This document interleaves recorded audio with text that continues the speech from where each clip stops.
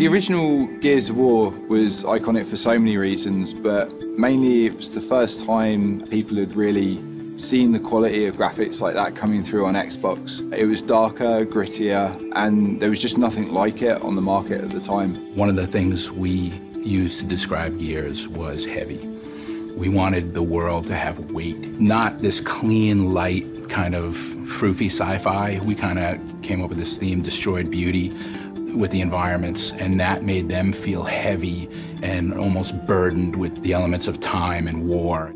When we centered around what the fans really expected from the series and what we really wanted to bring through, that helped us come up with our pipeline that we then follow through with the levels. We don't really start on anything until we have a inspirational piece. It really quickly gives someone a snapshot of the tone and the mood and what we're going for. You know, concept usually starts with working with the art director, setting the visual tone, just getting the design of the set dressing out there.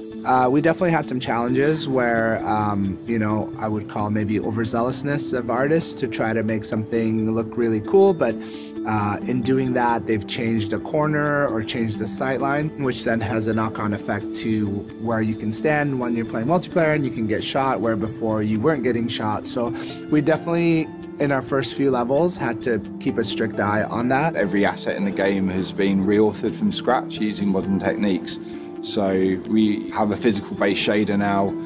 Everything's been resculpted and reauthored. So what we're talking about isn't just a straight A to B port of a game, but an absolute from the ground up rebuilt game to serve this generation of gamers. Being on Xbox One, we're able to push a lot more particles through the system. So I think you'll find, for example, in the original first level of Prison, we've added way more fog and way more dirty air, and it just, when the lighting hits that, you get a really nice sort of gritty feel, which is what we wanted to amplify. We have lightning and weather systems and water systems that were never previously seen in the Gears of War universe, and just changed the look of the game immediately. The lighting is that last piece of the puzzle. That's the part that when you go in there, you really can make something look wonderful and look really, really beautiful. We understood what was, you know, the emotional tone of every single moment of the game, of every single level, and the color palette, the choices that we make in terms of the lighting and the color script are really there to enhance it. You feel as if you're surviving in this living, breathing world where at any moment the Locust could come crashing out of the ground and attack you. And all of that sits together as the fabric of what you experience now in Gears of War.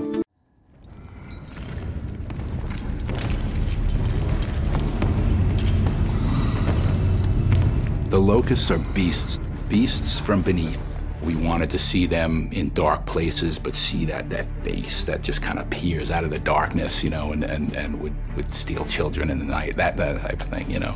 We really wanted this idea of a subterranean monster and not an alien.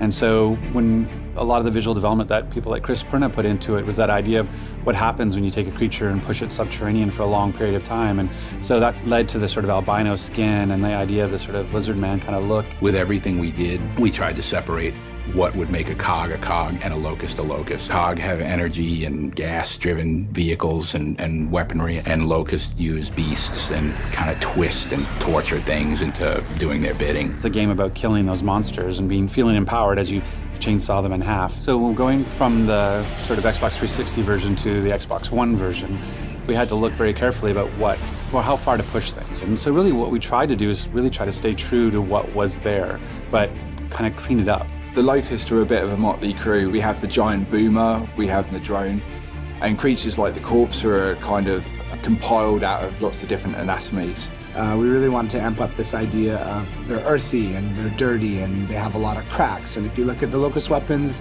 they have a lot of they look like dry earth sort of cracking on the paint. So even for things like leather and metal, we created standards. So we had one specific set of metal, one specific leather texture and skin texture that we could then share across all the Locust characters, and in the end this made them feel all like they belong in that same world and like they all came from that one place. You even see elements of kind of real world things in there, so where armor sits against skin, you start to see that the skin looks ill and worn and sore, for want of a better word. You know, one of the nice things about remastering and sort of this modernization that we're doing is we have more time to think about these things. And I think that one of the bigger ones is ROM, as an example. You know, ROM, he was a kind of an enemy that came on late, and we ended up we were behind in production, so we sort of took a simpler path. And so why not, instead of putting the same production kind of limitations and constraints we had on us back then, 10 years ago, is there a way to sort of say, if we had given the original artist an extra month to make him, what would they have potentially done differently? And so now you see that in his visuals and in his texture and his shape and his size and his coloring. It's like, it's still true to what ROM was, but it's tweaked a little bit and taken a little step further because we had that time. And so what we've tried to do is kind of pay honor to what was there and the original vision that the original artist had, yet take it to kind of a slightly newer place.